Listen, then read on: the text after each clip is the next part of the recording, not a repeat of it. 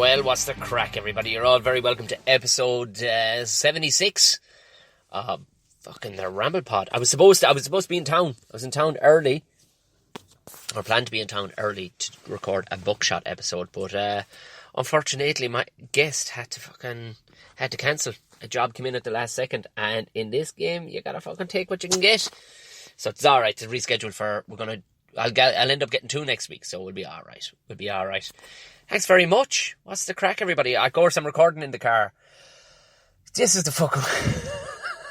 this is the weirdness of everything. Brought gear with me. I says, I'll get into town nice and early. Record. Left the main gear at home. I said, I'll record in the car. I'll do a Ramble Pod in the car. It'll be grand. Brought the fucking smaller Zoom. Of course I did. Did I bring an SD card? No, I didn't. I've quite literally a bag full of 100 fucking SD cards, but the little card holder that fucking puts it in, nah! Stupid bastard. Christ above. Well, this is the 17th of January 2019. 2020, Tom. I'm looking across the fucking way at a 201 car.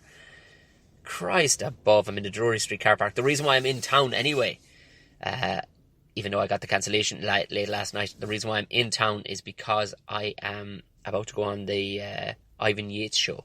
So I'm going to get a bit of this recorded, because I have about 15 minutes to spare, and then I'll fucking record the rest of it when I come back out. Why not?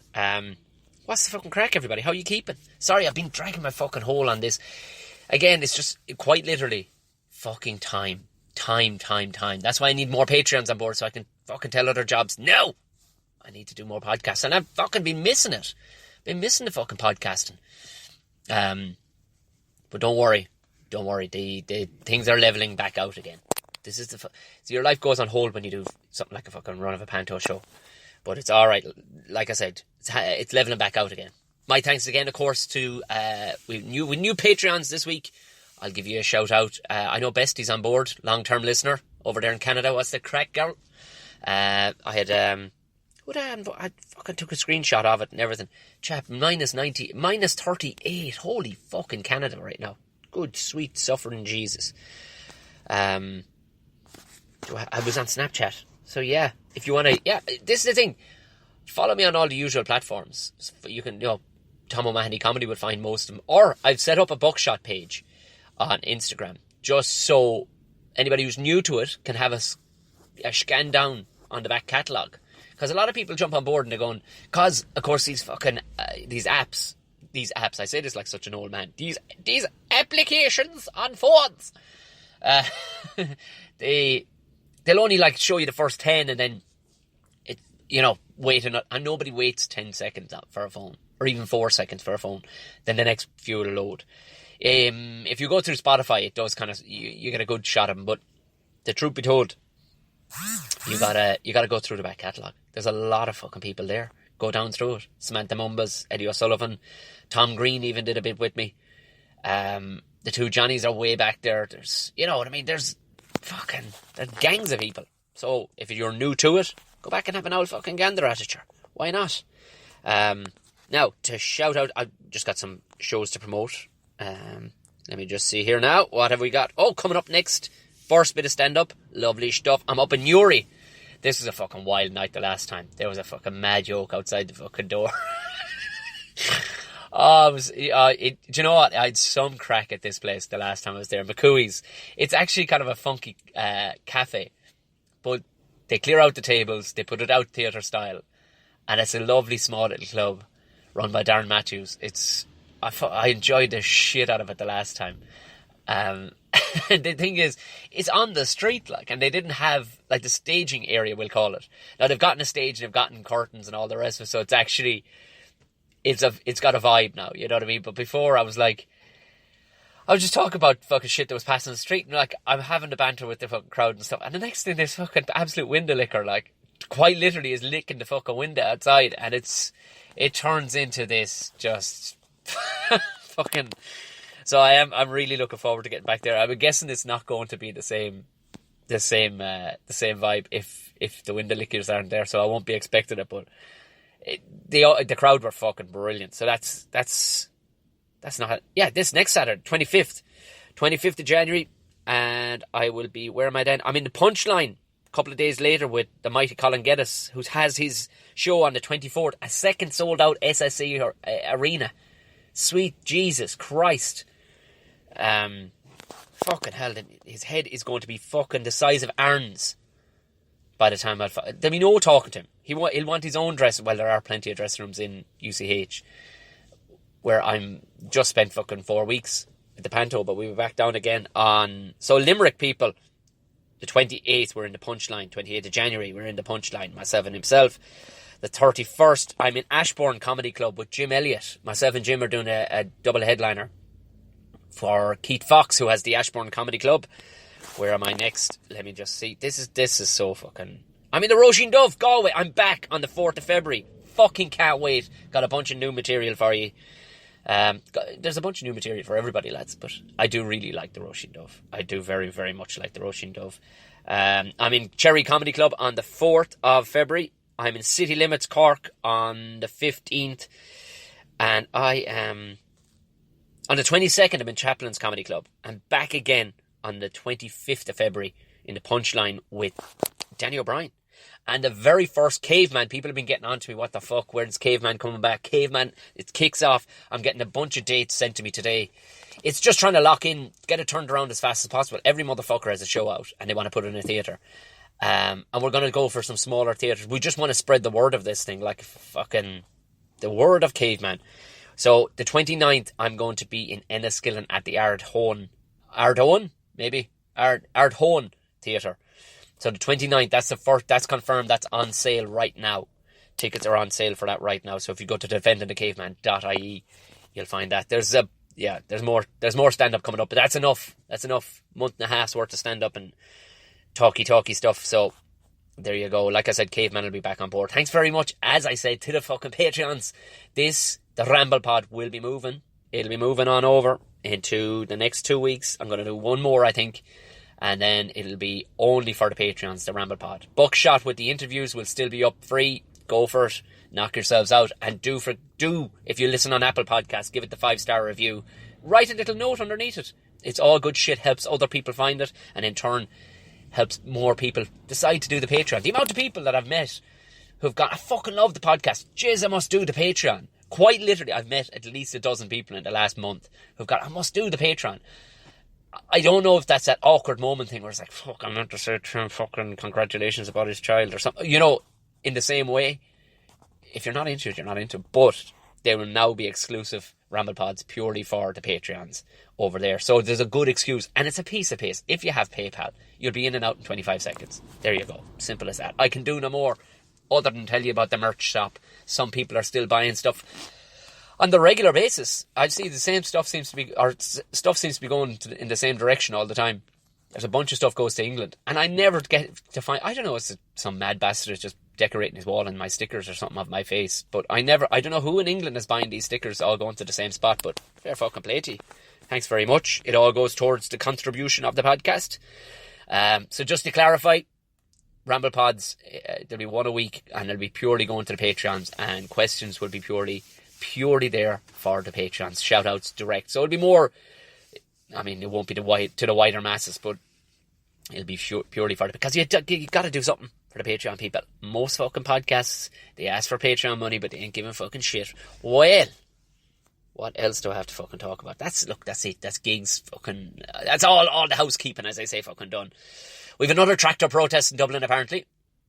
Do you know what's gas? Is that, like, they even took the piss out of it in the panto we were doing, like, the tractor protest. Like, if there was, it's kind of, like, it's a serious disruption. Like, one tractor takes up some fucking space, like, but for some reason it's gas. Do you know that kind of way? It's in the media are kind of going, oh, and people are kind of going, oh, but in reality, like, if it was the same amount of people were protesting, it'd be mass, oh, what's somebody thinking of children kind of a moment, like, but because it's farmers and their tractors, like, Asher, look it, fuck it, because, you know, I don't know why. I think all anybody hears is slip the diff. That's all. You know what I mean? And it's harsh because they're protesting for a good fucking reason. Poor bastards are getting fucking skinned for the price of, and, you know, it's easy to say, go fucking farm something else. What the fuck? You've sunk £1 million maybe over the last 20 years into building an infrastructure for fucking cattle, like fucking sheds and milking parlours or whatever, fucking growing pens, housing pens over the winter and stuff like that. And now the people are going, grow hemp! Just grow hemp! Now, I'm not advocating I'm not screaming on the fucking side of the farmers, but you gotta understand, if you're eating a fucking burger that came off a cow, you know what I mean? And they got sweet fuck all for it. There needs to be give and take on both fucking sides. But look, here's me getting political, and I'm about to go into the Ivan Yates show. Enough of that shit. Enough of that fucking shit. Oh man. I have to tell you this. So we had Storm Brendan the other day. For anybody listening or living outside of Ireland, we had Storm Brendan the other day, right? It's such a fucking gas name. Like, you know, it's like Storm Dave, you know, Storm fucking Brendan anyway the other day. And in fairness, a lot of people were laughing. They were like, yeah, it's fucking stormed. Yeah, oh jeez, it goes to wind, the wheelie bin blew over. We got fucking lifted out of it. Like, you would not drive out of our fucking driveway, the wind we were getting. Like, but we're quite not far from the sea, and we're kind of in a bit of a valley off the fucking, you know, Wicklow Mountains and stuff like that. So it does howl like fuck on a regular basis around us. Anyway, but when that wind came the other day, it was fairly severe. And, like, there was a trampoline ended up on the middle of the fucking M50. A 3-lane fucking motorway. Like, and people are like, gas! It's gas! Because it's a trampoline. Because they're gas. But, like, fuck me. Can you imagine fucking meeting that thing driving on the road? Sweet Jesus Christ. But one of the best, just people think I'm rough as fuck, like, you know, and I've tried to explain, you don't know me. I'm not that rough. I'm actually pretty fucking gone soft from living this lifestyle. Like, I'm not rough anymore. And it's proven to me. I'm right. It's proven to me every so often. God, I want with fucking lips to just look like she's allergic to something. Her car was just sailed by. Oh my fucking days. I've said this and I've said it before. Stop injecting your fucking lips. You don't look like anybody. You don't look like nobody is looking at that going, gorgeous. You look amazing. Stop. I understand wearing shit dresses or shit fucking fashion sense or whatever, because these things come and they go, and it's subjective, and you can take it off and walk away. Injecting your head with shit that makes your lips look like you're fucking got a, you know. It is it's an allergic reaction. Oh my God, she's trying to hold a fag in her mouth and it kept on falling out. For the love of fuck, girl. There's nobody looking at that and going, class. No bloke ever looked at one. If you get a bloke that's into that, he's probably into dudes. That's the reality of it. But anyway, back to the fucking story. Her and her fucking weird old lips. I should do more podcasts like this, just commenting on the public. She probably looked at me and went, look at the state of that cunt. Which she'd be probably right. I need a haircut. I need some sleep, and anything else. Anyway, back to the story. She rings me, or she texts me, right? It was like a screenshot of some storm warning that there was trees down in our area, you know? A couple of big-ass fucking oaks came down. And I texted her back. I was like, yeah, don't worry about it. You know, I ain't fucking going anywhere. I've got work to be doing on the computer, so I ain't fucking going anywhere anyway, so thanks very much. And her husband, who happens to be called Tom as well, of course, because there's something like a fucking 14,000 Toms in our family. He had a meeting. He had a meeting up the road, and she just said, yeah, Tom has gone up to a meeting up the road. How smart is that, huh? Kind of a thing. And then in a line immediately afterwards, and this proves when I talk about my family, like, and how, like, just 100% savage. Oh, I know there's memes like savage and keeping 100, but if you're dyed in the wool, 100% savage. You do things like what she said in the next message. He went to the meeting, but as a safety precaution, he brought a chainsaw. Oh, while that makes perfect sense. How many people have the wherewithal or the fucking... Who would do it? Who would fucking do it? It made me so fucking happy when I heard it. I was like, yes, that's, yeah, perfect. That's absolutely fucking perfect. Talk about, imagine taking a chainsaw to a meeting as a safety precaution. Like, hey, Tom, can you make that meeting today? It's pretty fucking windy out there. Hey, don't worry, I'm bringing a fucking chainsaw. Oh, okay. Oh, just fucking brightened up my little heart. Oh, Lord. So that was the storm. Where are we going? Oh, fucking Gwyneth Paltrow. I wrote some actual notes, would you believe this? No, they're scribbled and I can barely read my own fucking handwriting. Gwyneth Paltrow's fanny candles.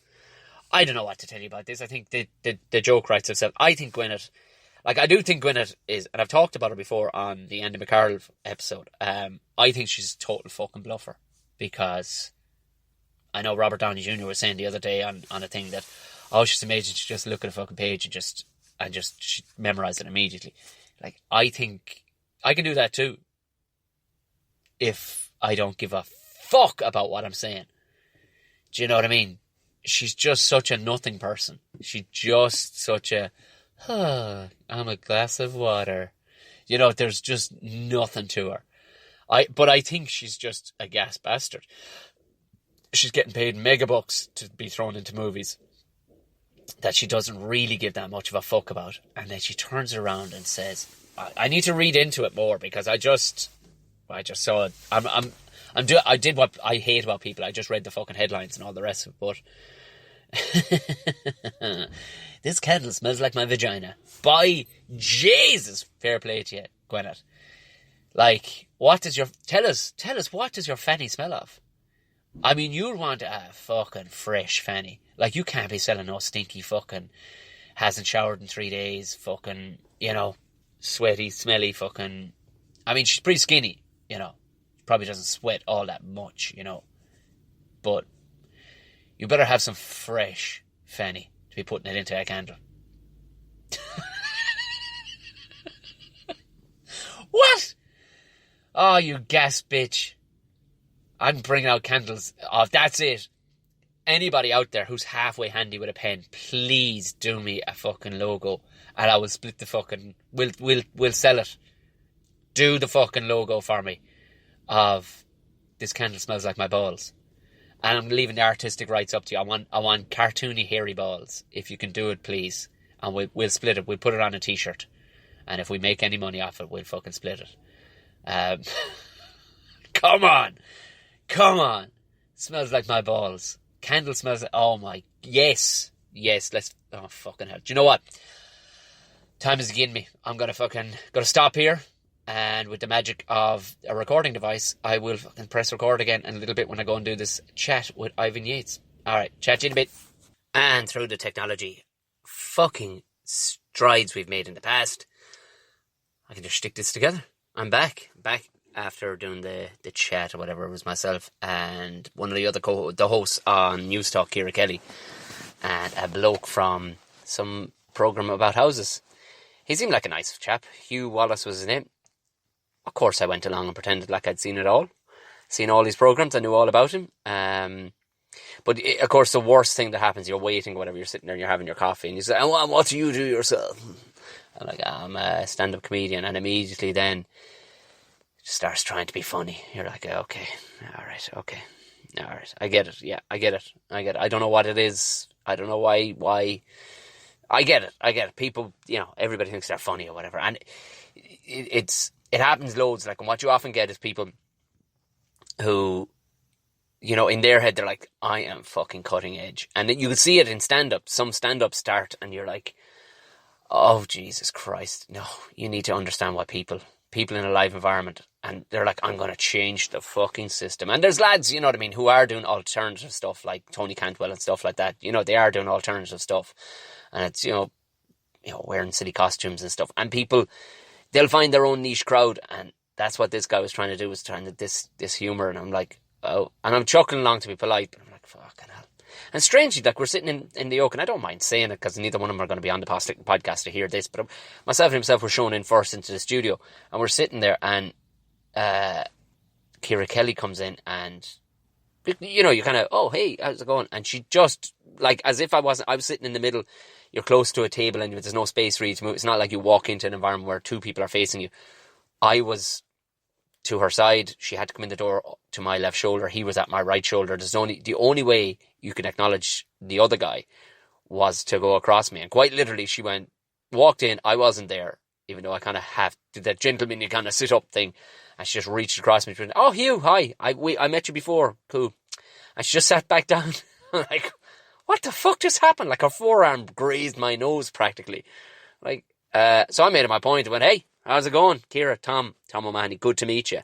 Anyway, we all have our things to do. What was I talking about? I think I was talking about fanny candles before I fucking left you. I was looking at the Jesus Christ. Did anybody see that fucking? And it was Gordo from those conspiracy guys who I talk about the whole time. He sent me on a link to he sent me on a fucking link to why. Now this is before. Now he'd be at the cutting edge, so I'm guessing he got it. He had it sent to him.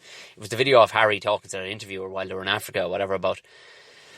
Basically, yeah, listen, I'm just backing away from the royal family kind of thing, like, and I didn't realise they actually, it was a job, like, even though they had their own jobs, that they had a role to fulfill or whatever, like, I thought they could come and go and do whatever the fuck they wanted, like, because what's their role, really, like, what is their role these days? I know when they made that show, The Crown, like, the Queen was the figurehead, the Queen is the figurehead, the King is the figurehead. I didn't think anybody else, it mattered a fuck what they were doing, but it would seem it matters, right, because did you see, if you haven't seen it, go look for it. Basically, he finishes it with, it's talking about his mother. He saw the hell she went through, and every time he hears the fucking click of a camera, it's like, oh, Jesus, he thinks about his mother getting chased by the paparazzi and being put in a fucking wall. But it was very fucking weird how he was talking about it, like, I don't think he was talking about the paparazzi. It sounded like he was talking about the fucking royal family were going to fucking kill off his missus because she wasn't playing ball with the whole royal thing. It was weird because he finished it. He went, if you knew what I knew, you'd get out of here too. It's like, ooh, Jesus. Are we really, lizard people drinking orphan blood and all the rest of it? Who knew? But they, again, like, it's like your phone knows, but it was the Queen's letter to the public, about it. And there was no, like, smoothing it over, like, yeah, it'll be fine and everything else. But the letter, I swear the letter's waspy as fuck. It's short, so I'll just read it. Today, my family had a very constructive discussions on the future of my grandson and his family. Constructive. My family and I are entirely supportive of Harry and Meghan's desire to create a new life as a young family. Although we would have preferred them to remain full-time working members of the royal family, we respect and understand their wish to live a more independent life as a family while remaining a valued part of my family. Harry and Meghan have made clear that they do not want to be reliant on public funds in their new lives. It has therefore been agreed that there will be a period of transition in which the Sussexes will spend time in Canada and the UK. These are complex matters for my family to resolve, and there is some more work to be done. But I have asked the final decisions to be reached in the coming days. Ends. I don't know what ends stands for, like, it's ends in capitals. Is that Elizabeth, Nora, something? Like, I don't know what ends, I'm guessing it's something to do with the Queen. But fuck me, that doesn't read very fucking sweethearty fucking granny. Look, kids have their lives to live and we understand, off you go. Like, you know what I mean? What if there was only one grandchild? Like, you know what I mean? What if there was only William anyway? Like, what was he doing? She's fucking, there's no way she's gone, I understand, it's grand. She's gone, yeah, we're going to let him go, but would have fucking preferred him to stay, and, it's tricky, like, just saying, Like, that to me, if an argument finished like that, I would definitely not think that argument was dead and buried, like, that is not a handshake. That is arms folded, like, well, you gotta do what you gotta do, So, and it's mad. There's no, like, there's no softness there. Like, it's just, fuck him. Fucking not a bit fucking happy about this, I can tell you. I kind of appreciate that. It's a bit, fuck off. Which, fair play to old fucking Queenie there. Fair fucking play to Queenie. Ooh, Jesus, is there, fucking, who's fighting this weekend? McGregor's fighting this weekend. God, there was a bit of a love up between him and, a bit, I don't know. I wasn't overly comfortable with it. It was like, lads, come on. They were like, you got a nice jacket. Thanks very much. Jesus, thanks very much for fighting me. This is class. I'm making a fortune here now. Thanks very much. And I get it. He can't really bitch at him because your man can just turn around and go, here lad, you slapped an old lad in the pub. I get it. And I kind of sensed that was going to be, because even we were there during the panto, we were talking, going, how are they going to approach this? Like, and at that stage, not a peep would come out. Normally by his fights, they have a 5-month run-in of him giving people shit. What I'm guessing, they sat him down and went, the PR people went, Connor, you're going to have to be saying praise God and please God and all that and go to God. You, cowboy, shut the fuck up. No talking. Right? So we're going to have no guff between the two of you. And the public are going to swallow it. Is that okay? Like, even one guy stood up and he was like, let's talk more about sexual assault allegations back in Ireland. And it was like, shut that guy fucking up. And it was like, oh, Jesus, right, okay. But it was, I understand why they did it, but you kind of want a small bit of fucking nastiness there. Like, I mean, maybe you won't get it with Cowboy or whatever. But your man, what's his name? Masvidal. Is it Masvidal? Georgie Masvidal. Like, he's definitely going to go after him. Some bit, I would imagine. Unless it's going to be written into the contract, you can't go after him because he's too big money. You can't fucking go after him. I don't know. Be an interesting one. People talking about him going up weight and all the rest of it. But out Cowboy, sure, is fucking older than me, sure. Jesus Christ. I can't see it going the full distance. I'd say it's going to knock him out. But it'd be well worth fucking seeing. I got messages through... Oh, Mikey, fair play to you. I couldn't think of your fucking name that's over in Canada. Went over there in the 90s. Lovely job, Mikey. Well, you know what to do. Buy yourself a hoodie. It'll keep you warm. From the merch shop. Minus fucking 38, lads. You'd be fucking cribbing at -4 here. Woo, Jesus. The only thing is, like, countries like that are totally set up for it. It doesn't sneak up on you. Like, minus 38 doesn't go, oh, fuck, she's a bit chilly this morning. That's every year, like, you know what I mean? And come out, ye black and tans. Out, ye black and tans. Come out and fight me like a man. Show you. What? Number fucking 1. Like, it actually got to number 1. Apparently your man Steve Coogan helped it as well. Like, he was pushing it as well. Fucking brilliant. Just the silliness of it, like. And like that open, come out, ye black and tans, kind of, like, if you only just heard it from a distance, like, is that kind of bigging up oh no, it's not. It's not bigging up the black and tans at all. It's saying, I want to fight all of you. I want to fight everybody. Jesus, right. I'm going to get on, like I said, I know I said this a couple of weeks ago, and the amount of piss taken I got over it, like, lads going, well, thank fuck you didn't, you fucking mentioned that because I was going to send you a picture of me flute. I put up about getting sent pictures of fucking nudes on fucking Snapchat. I'm all for the Snapchat, lads. Tom Bear O'Mahony, you'll find it. If Snapchat is your fucking thing, go look for me, I'm there, right? And loads of lads were like, oh, well, thank fuck. Even a couple of fucking gas women were like, yeah, I was going to send you a picture of me old fanny. You know, look, I don't want to see none of that. And I said that, right?